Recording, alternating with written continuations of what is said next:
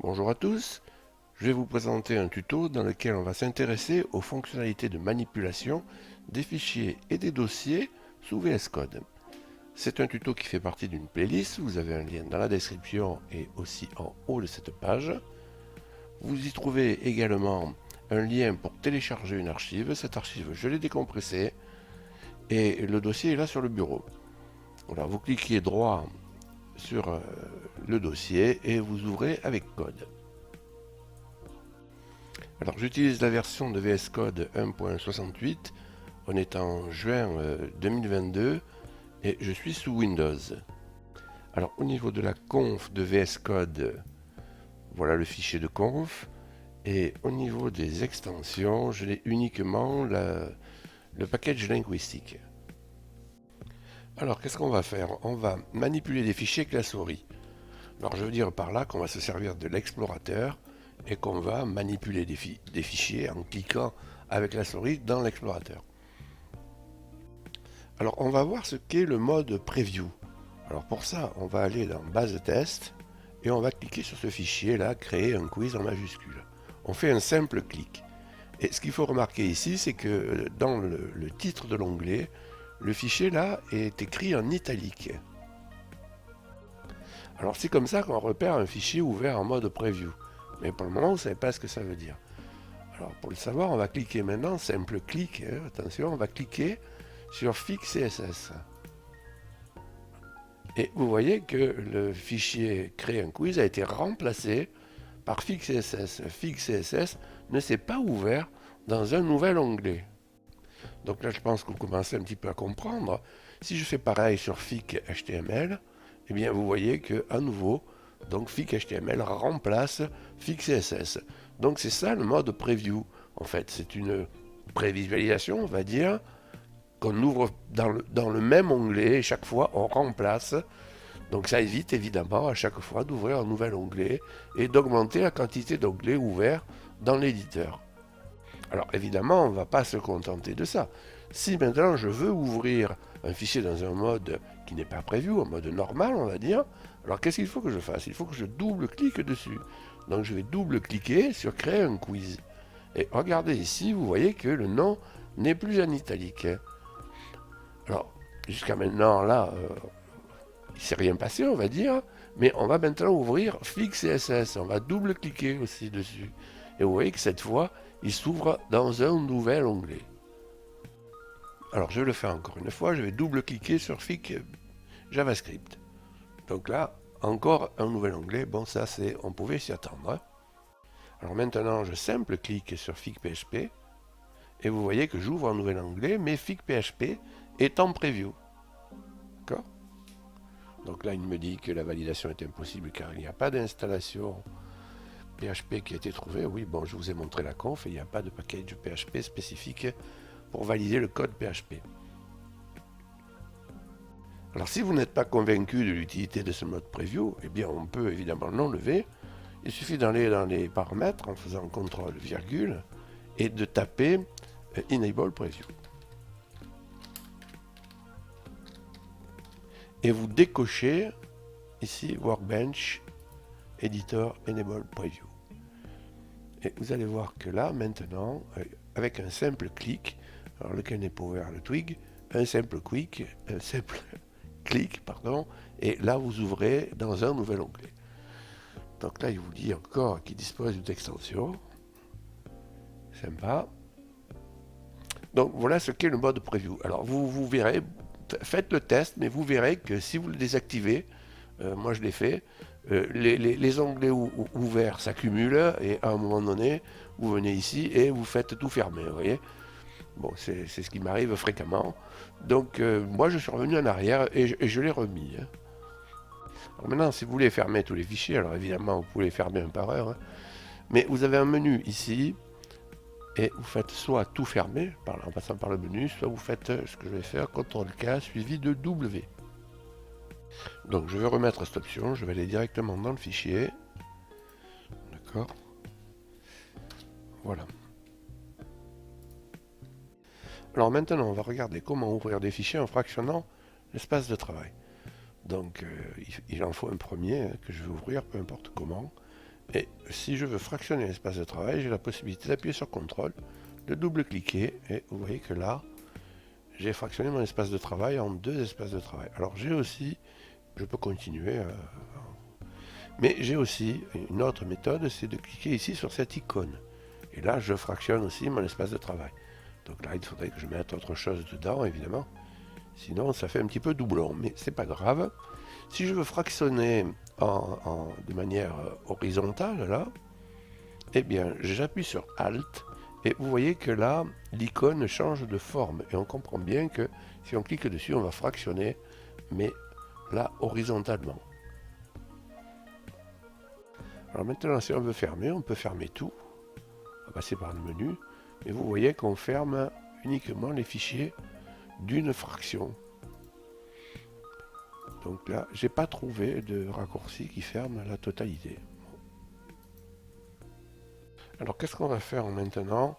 On va faire de la recherche de fichiers avec une fonctionnalité qu'on appelle la fuzzy search. Alors qu'est-ce que c'est que la fuzzy search? Eh bien en français ça s'appelle recherche approximative. Ça veut dire que vous tapez un modèle et on vous présente une liste de résultats qui est approximativement égale au modèle. Il y a une notion de distance. Donc pour accéder à la fonctionnalité, il suffit de faire CTRL-P. Vous avez le raccourci ici. Donc je vais le faire. Le fichier que je vais rechercher s'appelle tuto-4.html. Donc je vais taper TU. Donc vous voyez là que je le vois déjà, mon fichier, je pourrais cliquer dessus. Mais ce que je préfère faire, c'est taper 4 derrière. Ça me permet de l'ouvrir en tapant Entrée. Mais ce que je vais vous faire remarquer d'abord, c'est que vous voyez, le TU4 n'est pas, la chaîne TU4 n'est pas strictement contenue dans le fichier.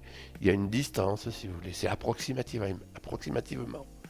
Donc là, j'appuie sur Entrée, et vous voyez que j'ouvre le fichier, et que j'ouvre aussi l'arborescence, la sous-arborescence, qui contient le fichier. Alors maintenant, qu'est-ce qu'on va voir? On va voir des manipulations avec des raccourcis. Alors, je vais ouvrir un fichier qui existe déjà. Le fichier, c'est quiz3.html. Et pour ça, je vais utiliser le raccourci CTRL-O. Et je vais me balader dans l'arborescence. Donc là, il faut que je sache où il se trouve. Donc je pense qu'il est dans mon site quiz3. Super. Alors maintenant, je vais décider de créer un nouveau fichier. Pour ça, je vais utiliser le raccourci CTRL-N. Et là, j'ai deux solutions pour choisir l'extension. Je peux choisir l'extension en allant dans la barre de statut, en cliquant droit et en tapant JA. Je descends avec la touche basse et là, je choisis JavaScript. Maintenant, je vais sauvegarder le fichier. Je fais CTRL-S et je vais taper test 1. Et vous voyez que l'extension est déjà présélectionnée et qu'il y a le focus sur le bouton enregistrer. Donc, il me suffit d'appuyer sur Entrée. Alors maintenant, je vais créer un nouveau fichier, mais sans choisir l'extension. Donc, je fais CTRL-N, puis je sauvegarde, CTRL-S. Je vais donner l'extension ici, test2.js, et j'enregistre en tapant sur Entrée. Donc ça, c'est deux manipulations que je voulais vous montrer pour être complet. Maintenant, on va passer à des manipulations avec l'explorateur de fichiers intégré à VS Code. Alors, il s'agit de cet explorateur-là, ici, là, auquel on accède en cliquant sur cette icône de la barre d'activité, là, ou en faisant le raccourci CTRL majuscule E. Alors je vais commencer par une petite manip que je vais vous montrer. Je vais sélectionner test 1 et je vais appuyer sur la touche suppression. Et là il me demande si je veux le déplacer vers la corbeille. Bon, ben, je dis oui. Et je vais annuler cette opération. Je vais faire un CTRL Z et vous voyez qu'il me le restaure immédiatement. Je n'ai même pas besoin de sortir de code. Alors maintenant on va s'intéresser à une barre d'outils qu'il y a dans l'explorateur. Alors cette barre d'outils là on ne la voit pas. Il faut survoler, vous voyez, elle apparaît, ou alors lui donner le focus. Alors à gauche, vous pouvez créer un fichier. Bon, il y a un survol qui indique la fonctionnalité. Ici, vous pouvez créer un dossier. Ici, vous pouvez rafraîchir. Et ici, vous pouvez tout réduire. Et ça, c'est intéressant. Regardez, tac. Quand vous avez des arborescences gigantesques, vous réduisez tout d'un coup. Et il y a un menu ici. Alors ce menu, à quoi sert-il là? Il sert à sélectionner les fonctionnalités que vous voulez voir apparaître dans votre explorateur ou les informations que vous voulez voir apparaître dans votre explorateur. Par exemple, si je veux voir les éditeurs ouverts, je le sélectionne, je le coche et vous voyez que en fait les éditeurs ouverts ce sont les fichiers qui sont en édition, il appelle ça comme ça. Donc ça je vais l'enlever. Alors ensuite vous avez le volet structure, le volet chronologie. Alors le volet structure ici, c'est la structure du fichier qui est sélectionné ici. Alors souvent je le fais glisser dans la barre latérale secondaire, ce qui est pratique. Bon, enfin, je dis ça en passant. Alors la chronologie, c'est l'activité qu'il peut y avoir. Là, il n'y en a pas, je viens de reprendre. Hein. Très sincèrement, moi, je m'en sers pas. Je me sers de Git et bon, j'ai l'impression que c'est un peu redondant. Alors, on va faire 2-3 manips. Alors, dans base de test, je vais créer un dossier que je vais appeler bin, par exemple. Donc, créer un dossier, bin. Et maintenant, dans bin, je vais créer un fichier que je vais appeler mylib.js.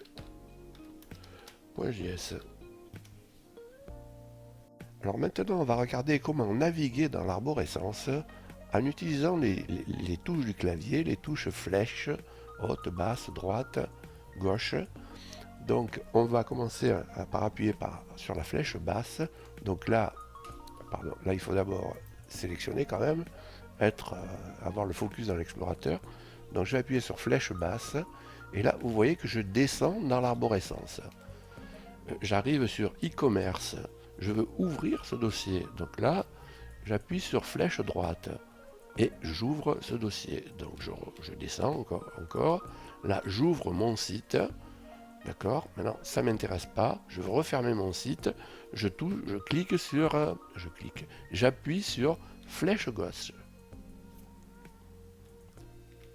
Et si maintenant je veux tout replier, ça je vous l'ai déjà montré je crois, mais je vais finir comme ça, je peux tout replier en cliquant ici.